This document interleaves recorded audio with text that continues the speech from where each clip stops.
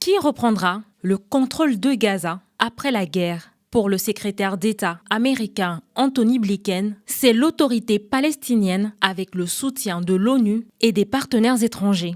Ils devraient ensemble assurer un rôle provisoire dans la gestion de ce territoire enclavé. Le chef de la diplomatie américaine a ensuite affirmé qu'Israël devrait accepter une voie vers la création d'un État palestinien.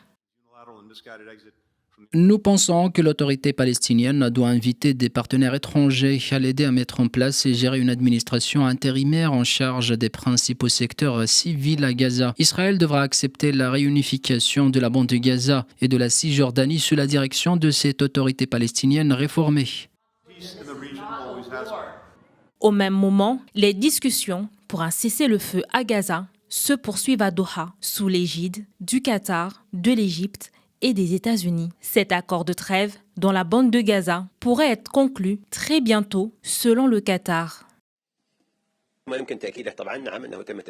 Nous avons surmonté les principaux obstacles dans les différends entre les deux parties. Les discussions sont maintenant en cours sur les derniers détails. Il est difficile pour moi surtout de fixer un délai pour l'annonce d'un cessez-le-feu. Mais aujourd'hui, nous sommes au point le plus proche d'un accord.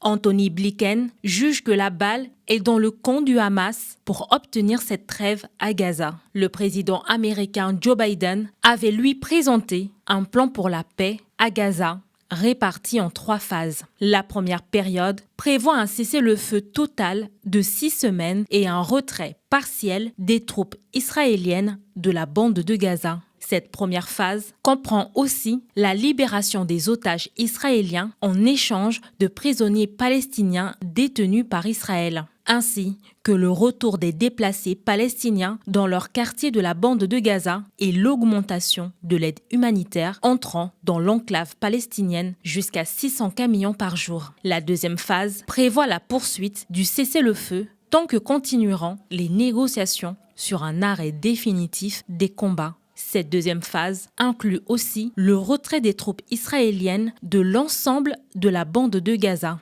La troisième et ultime phase du plan Biden prévoit le lancement de la reconstruction de la bande de Gaza. Cette reconstruction se fera avec le soutien des États-Unis et de la communauté internationale. Elle devra durer 3 à 5 ans.